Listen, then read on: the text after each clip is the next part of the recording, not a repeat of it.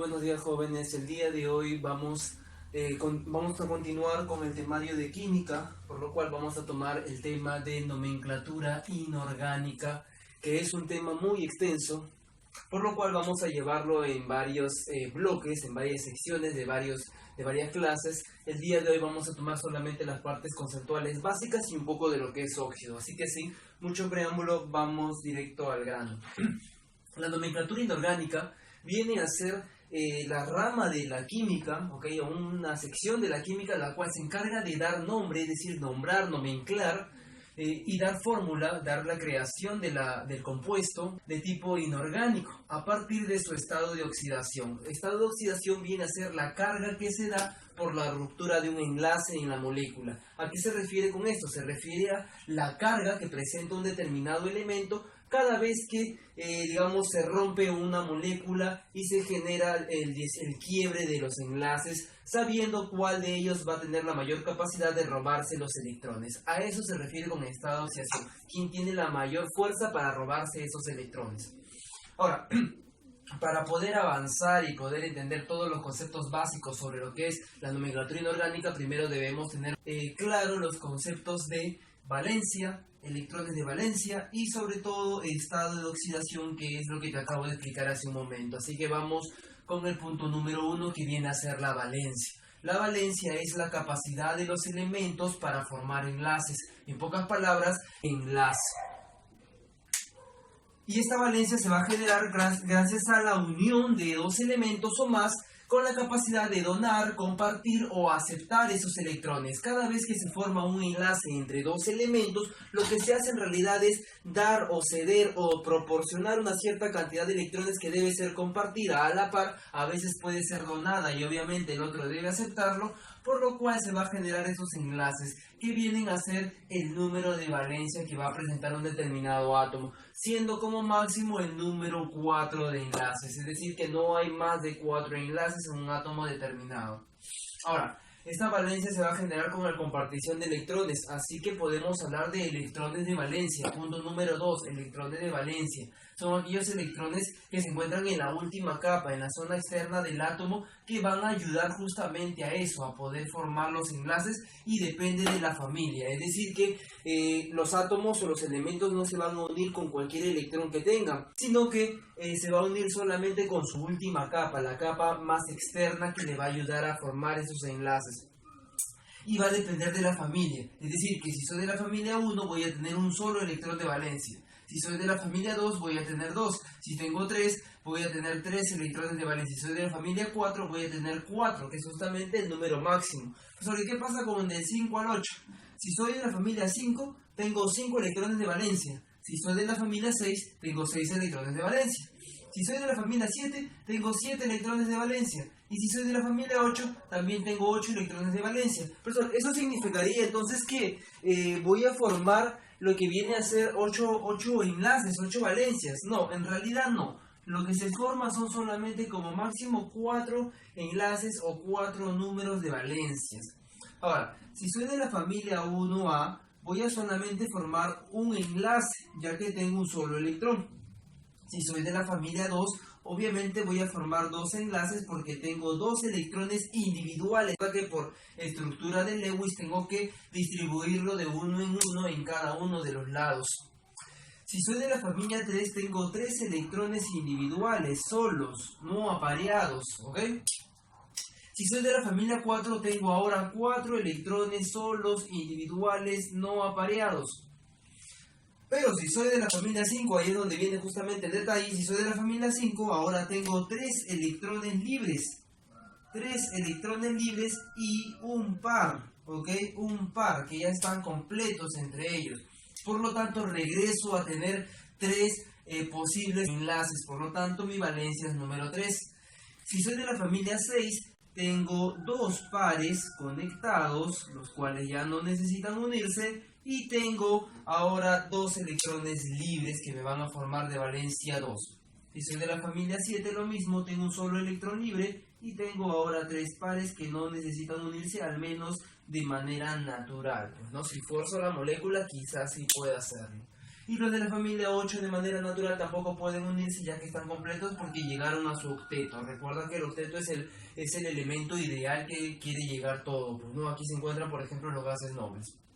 Ahora, para lo que viene a ser el concepto de estado de oxidación, que tiene mucho que ver con la valencia y electrones de valencia, por favor no confundirlo con ambos, ya que mucho suele confundirse el estado de oxidación con la valencia, e incluso dentro de lo que viene a ser las tablas periódicas, ya que las editoriales suelen confundir esos términos y te colocan los estados de oxidación como si fuesen valencias, cuando en realidad la valencia solamente es una sola opción, o puede formar 1, 2, 3 o 4 enlaces. En cambio, los estados de oxidación te habla sobre valores de cargas, más 1, menos 1, más 2, menos 2, más 3, menos 3, es decir, que hay positivos y hay negativos, hay ganancias o hay pérdidas. Tenemos el estado de oxidación cuya sigla o cuyas letras que la identifican es la EO, el estado de oxidación. ¿Y qué cosa es el estado de oxidación? Es la carga real o aparente, recuerda, carga, por lo tanto hay positivos y negativos. Debido a la ruptura de esos enlaces, cada vez que tú rompes un enlace, una conexión entre parejas, obviamente siempre hay una que va a ganar más que la otra va a ceder, digámoslo así, es más débil. A eso se le llama electronegatividad. La electronegatividad es la facilidad que tiene un determinado átomo para tener la capacidad de robar electrones. Si tú tienes mayor fuerza para robar electrones, eres más electronegativo, por lo tanto tu estado de oxidación va a ser diferente o va a ser mayor al de lo que vendría a ser el otro elemento que tiende a cederte, pues, ¿no? Y recuerda muy bien que si tú vas a ganar electrones por clases pasadas, más bien tu carga va a ser negativa, y si tú pierdes electrones, tu carga se vuelve positiva. Recuérdalo, por favor, es un detalle que ya lo hemos visto anteriormente. Profesor, ¿y qué valores puede tomar el estado de oxidación? El estado de oxidación puede tomar valores enteros, fracciones también, profesor. La valencia solamente puede tomar valores ¿de qué tipo? Puede tomar solamente valores enteros. En cambio aquí también pueden ser fracciones, no hay problema. Recuerda que son cargas, son electrones, no tiene nada que ver con el número entero de valencia, pues no, de enlace que se forma. Además de eso pueden ser positivos y negativos. Recuerda que hay una ganancia o pérdida de electrones, así que puedes obtener menos o tener más electrones, lo cual te va a dar una carga opuesta al sentido, ¿no?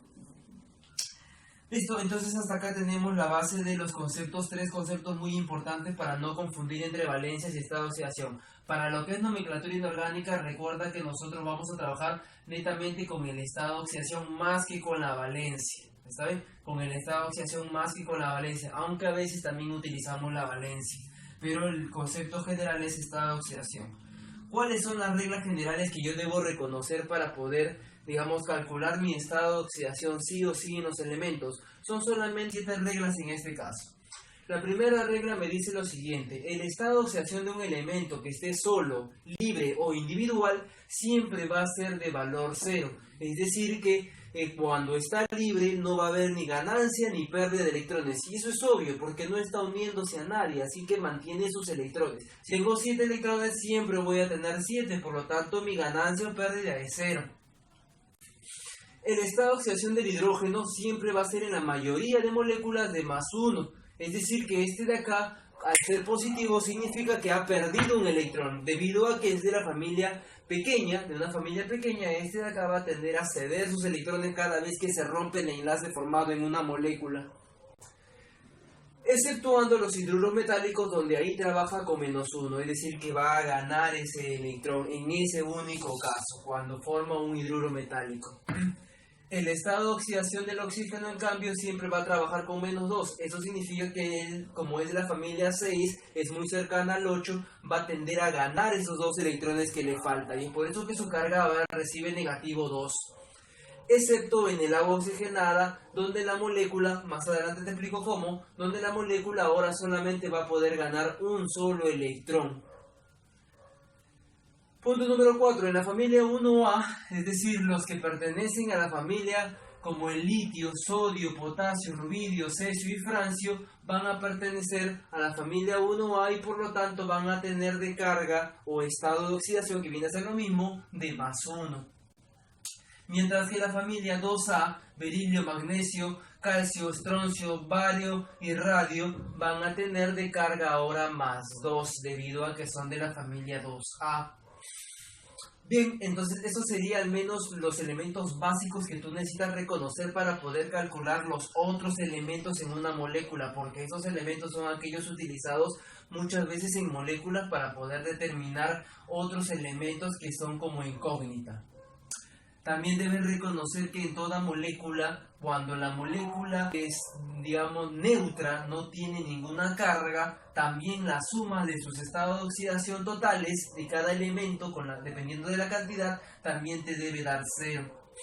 Mientras que una molécula ionizada, es decir, que sí presente carga a nivel molecular, entonces su estado de oxidación o la suma de sus estados de oxidación ya no va a ser 0, sino que va a tener la misma carga de la molécula.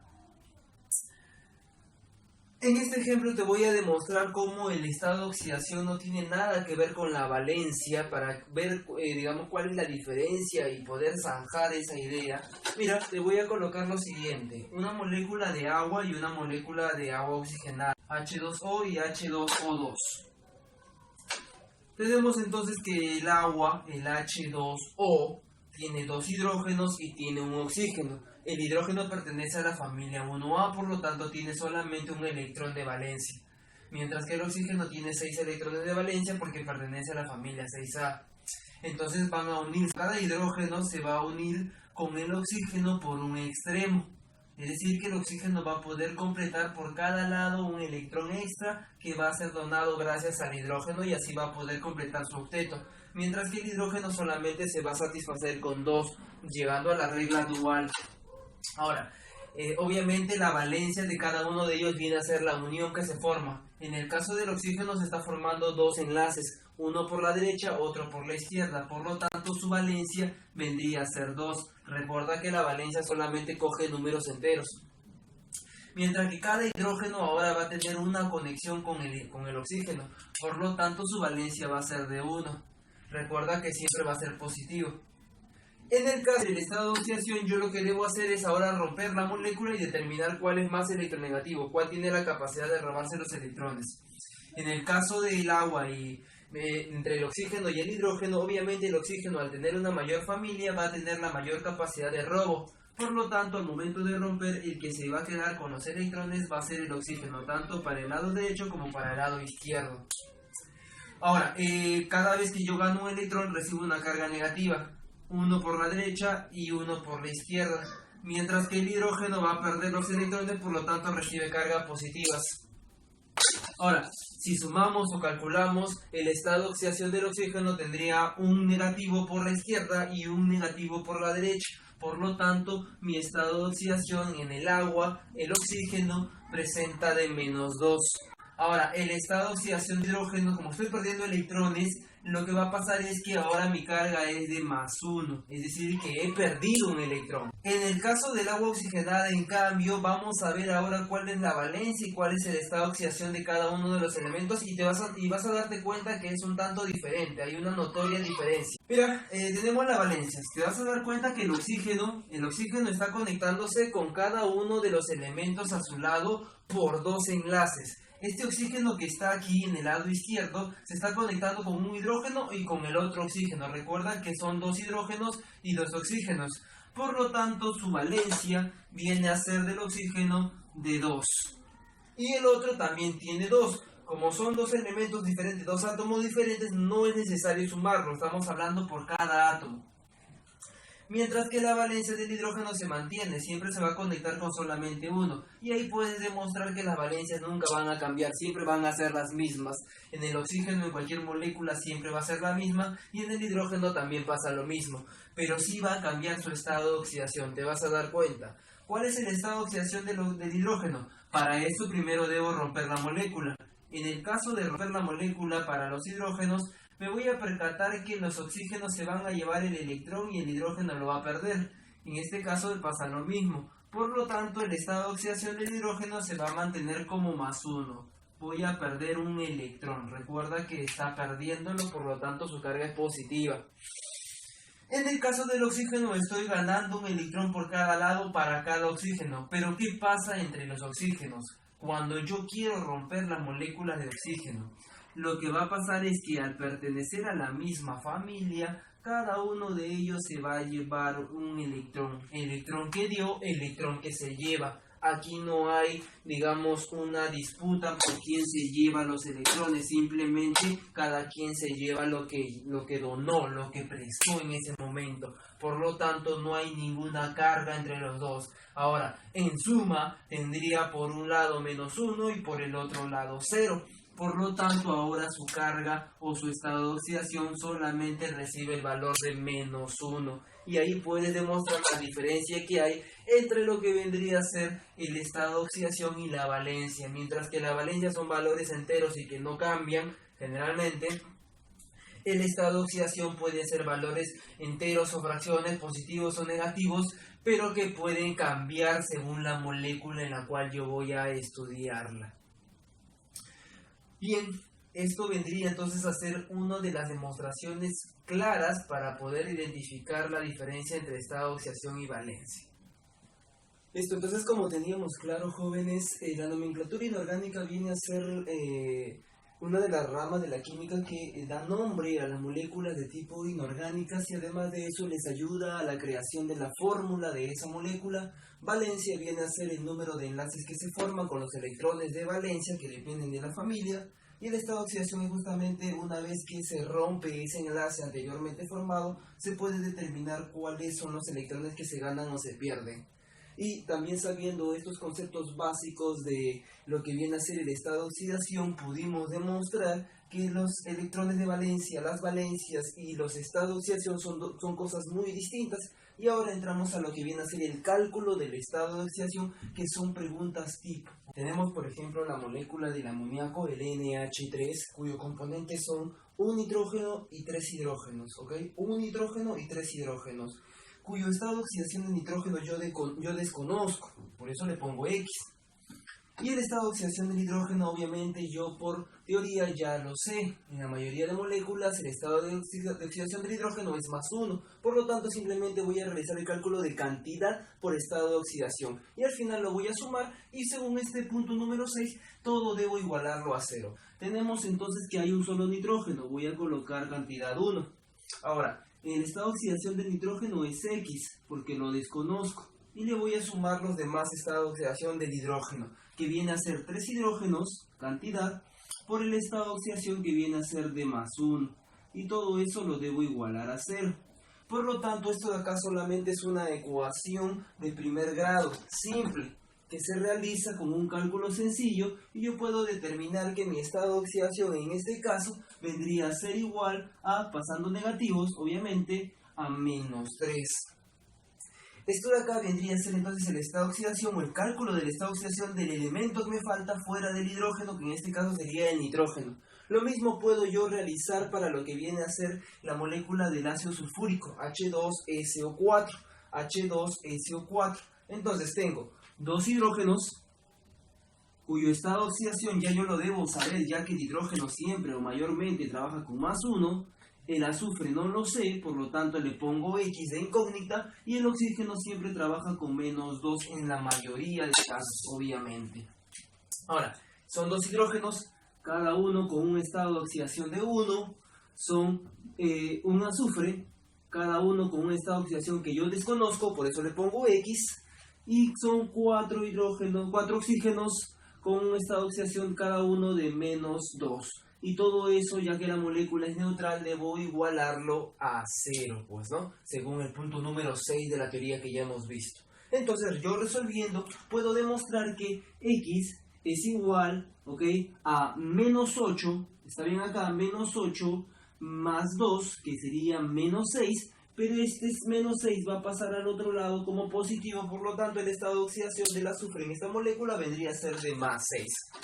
Ahora, si continuamos, vamos a ver la molécula del ácido nítrico, el cual va a presentar los siguientes elementos: el hidrógeno, el nitrógeno y el oxígeno. El hidrógeno trabaja con +1, ya lo sabemos. El nitrógeno desconozco en esta molécula. Recuerda que el nitrógeno puede tener más de un estado de oxidación, por lo tanto yo desconozco acá. Y el oxígeno trabaja con -2 en la mayoría de casos. En este caso, para ponerte lo más difícil, te lo voy a colocar con un estado de oxidación a nivel molecular de -1 para poder determinar el punto número 7. ¿Ok? El punto número 7. Me dice lo siguiente entonces, ¿cuántos hidrógenos tengo? Tengo un hidrógeno. ¿Cuánto vale cada uno de ellos? Cada uno de ellos vale 1. ¿Cuántos nitrógenos tengo? Tengo un nitrógeno. ¿Cuánto vale cada uno de ellos? Todavía no lo sé, por eso le pongo X. ¿Cuántos oxígenos tengo? Tengo 3 oxígenos. ¿Cuánto vale cada uno de ellos? Cada uno de ellos tiene un valor de -2 en estado de oxidación, por lo tanto ahora lo voy a igualar a la carga de la molécula. Recuerda, punto número 7, ahora va a la carga de la molécula. Eso sería la -1, pues, ¿no? Y resolviendo eso, obviamente me sale 1 menos 6, que sería -5, pasa a sumar al -1, que está al otro lado. Por lo tanto, ahora el estado de oxidación nuevo del nitrógeno en una molécula de ácido nítrico ionizada a la -1 sería de +4, pues, ¿no? Esa sería entonces la solución para esta molécula. Vámonos con el siguiente. Ok, vámonos con el siguiente. Potasio. Carga. Profesor, yo no sé el estado de oxidación del potasio.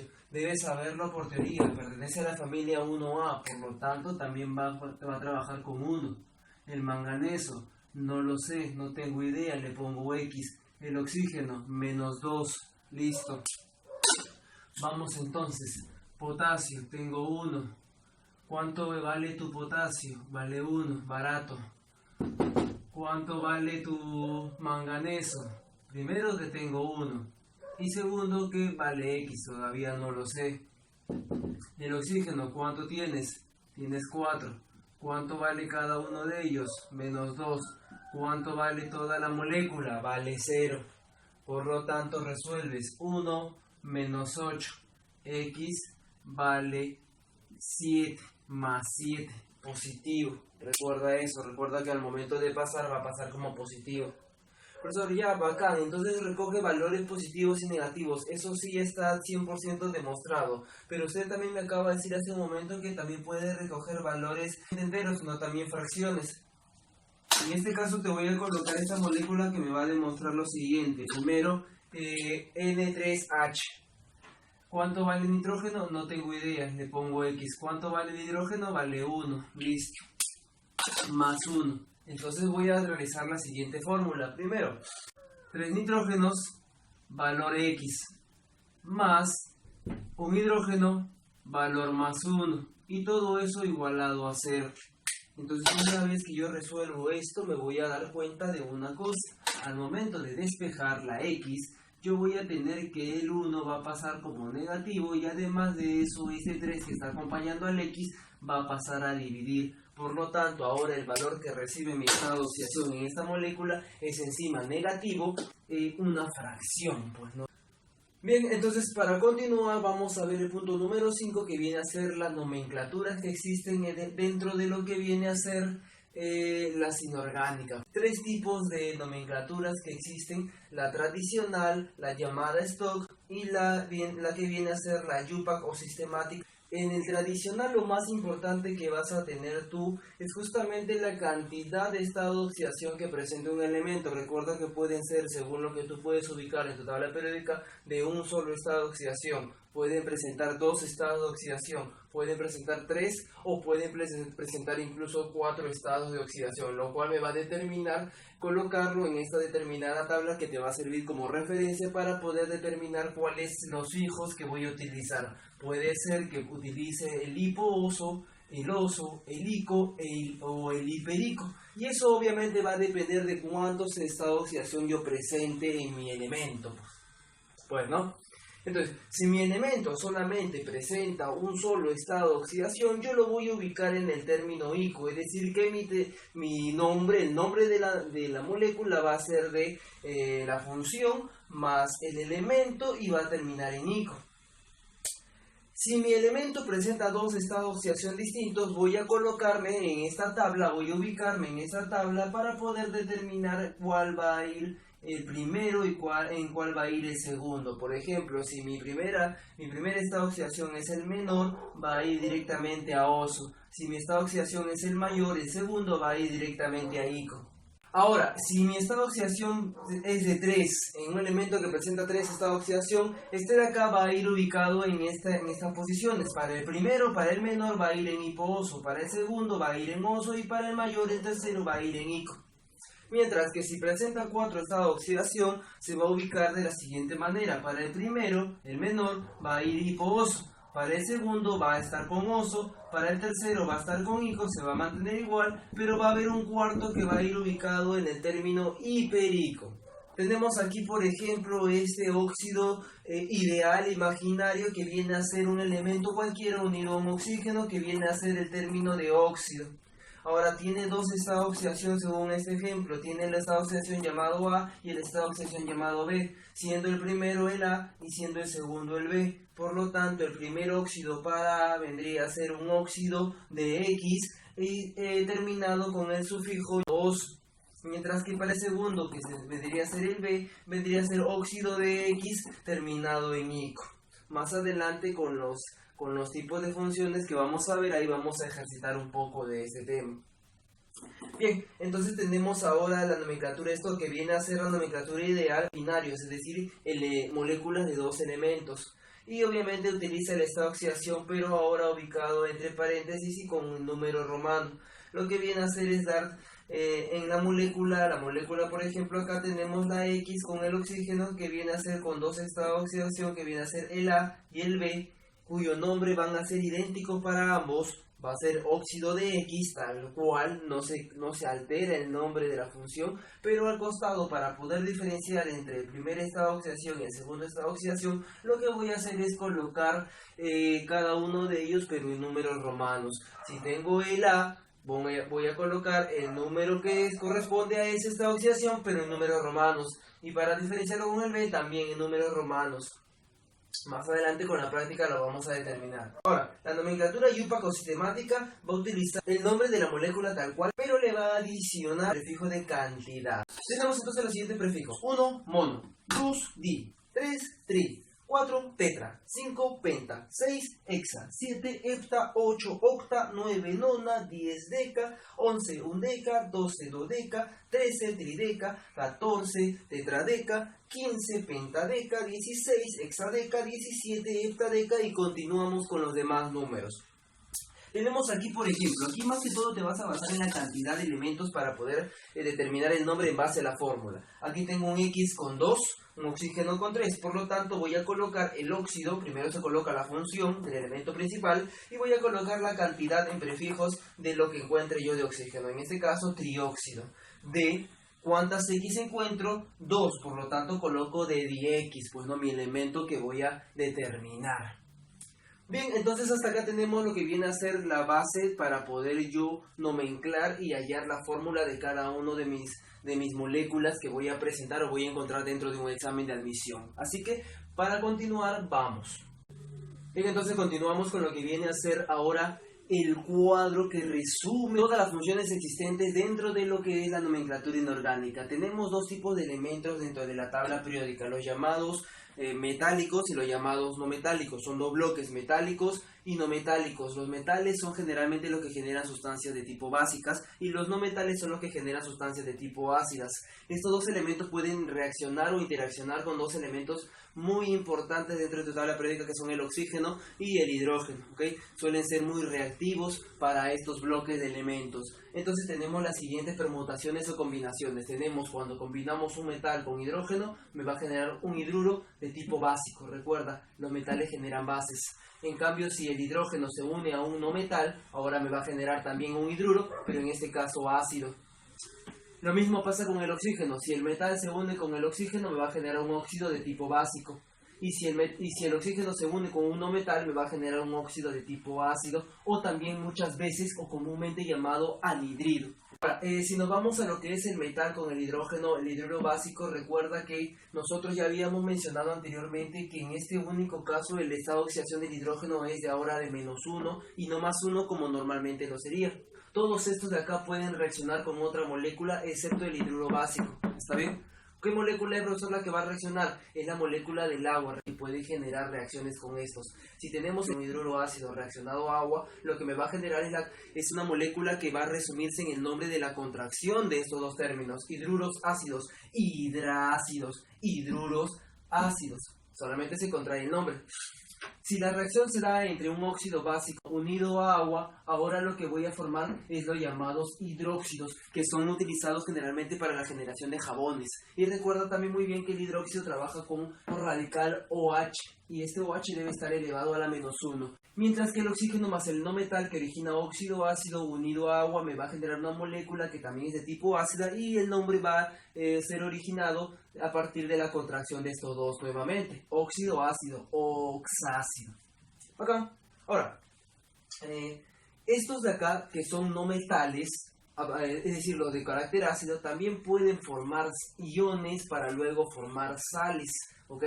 Dentro de estos tenemos a los hidrácidos y a los óxidos ácidos que forman oxácidos, es decir, que el hidrácido y el oxácido son capaces de formar sales a partir de la generación de iones. ¿Y cómo se forma un ion, profesor? Se forma mediante la liberación de hidrógeno. La pérdida de hidrógeno me va a generar iones. El hidrácido me va a generar un ion aloideo y el oxácido me va a generar un ion oxisal al perder sus hidrógenos. Cuando avancemos en el tema y retomemos el cuadro, te vas a dar cuenta. Tienes que comparar el cuadro con cada uno de las funciones que vamos a ver más adelante.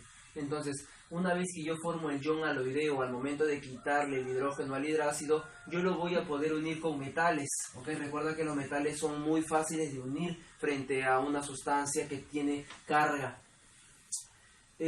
Al perder esos hidrógenos, entonces forma un ion oxisal, el oxácido, y por lo tanto también se puede unir a un metal, generando lo que son las sales. En el caso del ion aloideo me va a generar una sal aloidea, y en el caso del ion oxisal me va a generar una sal oxisal, pues, ¿no? Que más adelante me puede formar, digamos, diferentes sustancias. Ahora bien, para continuar vamos a empezar ahora sí con lo que vienen a ser las funciones. La primera función, como base, vamos a tomar al oxígeno, ¿ok? Metal y no metal. En este caso vamos a ver, o nos vamos a quedar en lo que viene a ser el óxido metálico. Pues ya más adelante, en la siguiente clase, vamos a ver los demás óxidos junto con los hidruros. Bien, entonces, para continuar, un óxido, como ya te acabo de decir hace un momento, es la unión de un elemento más un oxígeno. Sea cual sea, puede ser un elemento metálico o un elemento no metálico. En este caso, metálico. El óxido metálico o básico, también llamado, ¿sí? O también llamado básico, recuerda que es la unión de un metal más un oxígeno, y recuerda también que el oxígeno siempre va a trabajar en este caso con -2. Entonces, ahora, para poder yo hallar la fórmula, lo que debo hacer es colocar mi metal y mi oxígeno. Y debo, al momento de para poder hallar la cantidad, debo cruzar sus estados de oxidación. En el caso del metal va a recibir la cantidad de 2. Recuerda que el estado de oxidación siempre baja como positivo. Y en el caso del oxígeno va a recibir el estado de oxidación en cantidad del metal. Ahora, en este lado te he puesto una lista de estado de oxidación de algunos elementos de tipo metálico básicos en tu examen de admisión. Tenemos la primera familia, la familia 1A, que es el litio, el sodio, el potasio, el rubidio, el cesio, el francio, y también está adicionado ahí la plata, que trabaja con +1. Dentro de estos tenemos los más importantes o más resaltantes: el litio, el sodio, el potasio y la plata. En la familia 2A tengo al berilio, magnesio, calcio, estroncio, bario, radio, cadmio y zinc. Dentro de estos, para tu examen, los más importantes son el magnesio, el calcio y el zinc, que trabajan con +2. Para la familia 3 tengo el aluminio y el bismuto. Dentro de estos, okay, de los que trabajan con 3, viene a ser el más importante el aluminio, los más resaltantes. El cobre y el mercurio trabajan con 1 y 2. El oro trabaja con 1 y 3. El plomo, el estaño, el platino, entre otros, okay, trabajan con +2 y +4. Tengo el elemento llamado calcio y el elemento llamado hierro y el elemento llamado mercurio, Hg. El calcio, como bien acabamos de ver, trabaja con +2. Solamente tiene un solo estado de oxidación. Por lo tanto, voy a poder nomenclar de la siguiente manera. Primero vamos a entrar con lo que viene a ser la nomenclatura tradicional. Según la nomenclatura tradicional, yo voy a ubicarlo ahora como solamente trabaja con este único estado de oxidación en la columna número 1, el cual tiene un único y primer estado de oxidación que va a ir con el término ico. Entonces lo que voy a hacer yo es colocar simplemente el nombre. Mira, tengo que esto de acá es un óxido. Coloco entonces que es un óxido. Y además de eso es de calcio, por lo tanto coloco calcio. Listo. Pero la modificación va a ser en base al estado de oxidación. En este caso solamente trabaja con, según esta columna, con el término ico. Por lo tanto voy a borrar la última parte y la voy a modificar para colocar el término ico. Así que ahora el nombre de la molécula es óxido cálcico. Para lo que viene a ser nomenclatura de stock solamente voy a colocar el nombre tal cual de la molécula, con obviamente su conector D, que viene a ser un óxido de calcio. Pero al costado voy a colocar en números romanos el estado de oxidación con el cual trabaja, en este caso de 2 en romano.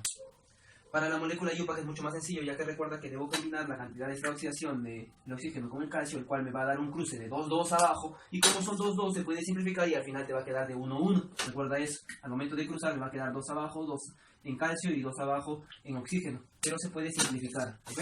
Entonces me va a quedar 1 al fin y al cabo. Solamente tengo 1, que viene a ser el mismo mono. Por lo tanto, el nombre ahora es de monóxido, recuerda, monóxido, ya que va a ir 1 solamente, monóxido de... Si soy muy estricto, también utilizo ese término para la siguiente molécula de monocalcio, pues, ¿no? De monocalcio. ¿Listo? Bien, si continuamos con la misma idea ahora para el hierro, te vas a dar cuenta que el hierro trabaja con 2 estados de oxidación, el más 2 y el más 3. Por lo tanto, como son 2, me ubico en la segunda columna. La primera sería el más 2, que trabaja con oso. Entonces voy a colocar aquí para no olvidarme. Este de acá va a trabajar con oso. Mientras que el mayor, que viene a ser el más 3, se va a ubicar en el segundo lugar y va a trabajar con ico. Entonces coloco acá para no olvidarme el término ico. Eso solamente es para trabajar lo que es el estado de oxidación para el tradicional. Bien, continuamos. Si es para el primero vendría a ser con oso, por lo tanto esto de acá es llamado ahora un óxido, bueno, según esto va a terminar en oso. En cambio, para lo que es la siguiente molécula también sería un óxido, de ferro también, ok, ferro, pero en este caso voy a modificarlo para que ahora termine en ico. Por lo tanto, voy a borrar una de las letras y voy a colocar al final el término ico. Para lo que viene a ser la nomenclatura stock es mucho más sencillo, porque recuerda que el nombre es igual para todos. O sea que esto es un óxido de hierro. Esto de acá es un óxido de hierro, tanto para la primera molécula como para la segunda molécula. Ambos son llamados óxido de hierro. ¿Okay? En este caso no es necesario colocar la palabra en latín, simplemente colocas el término, el nombre normal, y al costado vas a colocar el estado de oxidación con el cual has trabajado. En este caso he trabajado con 2, por lo tanto coloco 2 en romano. Y en este caso he trabajado con 3, por lo tanto coloco 3 en romano y en paréntesis, pues, ¿no? Y esa vendría a ser la única diferencia para cada uno de ellos. Ahora, en cuanto a IUPAC, primero debo calcular la cantidad de elementos en la fórmula. El hierro acá trabajó con 2. El oxígeno trabaja con menos 2. Al igual que el calcio, simplemente se anula y queda como tu amigo. Feo. Mientras que en el otro caso, el hierro trabaja con más 3 y el oxígeno trabaja con menos 2. Por lo tanto, ahora la cantidad va a variar, ya que este de acá va a tener ahora 2. Recuerda que haces un cruce y el oxígeno va a haber 3. Por lo tanto, ahora la cantidad va a variar. ¿Cuántos oxígenos presenta? Presenta 3. Por lo tanto, el término prefijo va a ir de tri. Es un tri. En este caso, es un trióxido.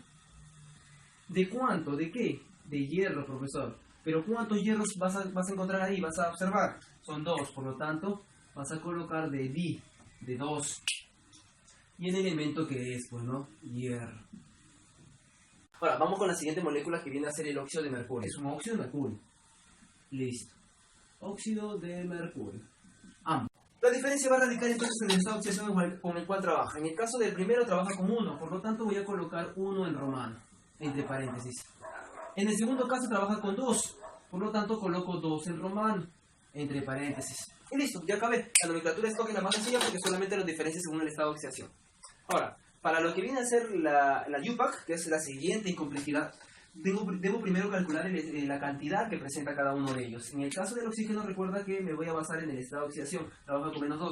Ahora, si cruzamos, obviamente acá me va a quedar 2 mercurios y un solo oxígeno al momento de cruzar. Y en este caso, al cruzar me va a quedar 2 de cada uno, pero esos 2 se pueden simplificar, por lo tanto me queda 1, 1. Y no es necesario debo colocar lo que es el oxígeno. En este caso solamente hay 1. Por lo tanto voy a colocar el término de monóxido. ¿De cuánto?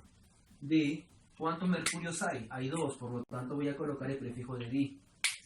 Dimercurio. Mientras que en la segunda molécula solamente tengo 1 de cada uno de ellos, por lo tanto voy a colocar en el primero mono de, si somos muy estrictos también podemos colocar al segundo, si no, no es necesario, de mono, en este caso, mercurio, pues, ¿no? En el tradicional, por ejemplo, voy a trabajar con 1 y 2. Para este de acá, este es mi primer estado de oxidación, por lo cual voy a terminar en el prefijo oso. Y para el segundo, vendría a estar ubicado acá, que va a utilizar ahora el término ico. Mi óxido mercurio. Y lo que voy a hacer es simplemente tachar la última parte, es decir, mantener la raíz y modificarlo para que conecte o entre el término oso, pues, ¿no? Mercu y oso. Y mercu rico. Listo. Bien, entonces terminamos con la clase del día de hoy. Espero que pues se pueda haber entendido. Obviamente vamos a seguir con esta clase más adelante y espero que tengas un buen fin de semana y nos vemos en una próxima oportunidad.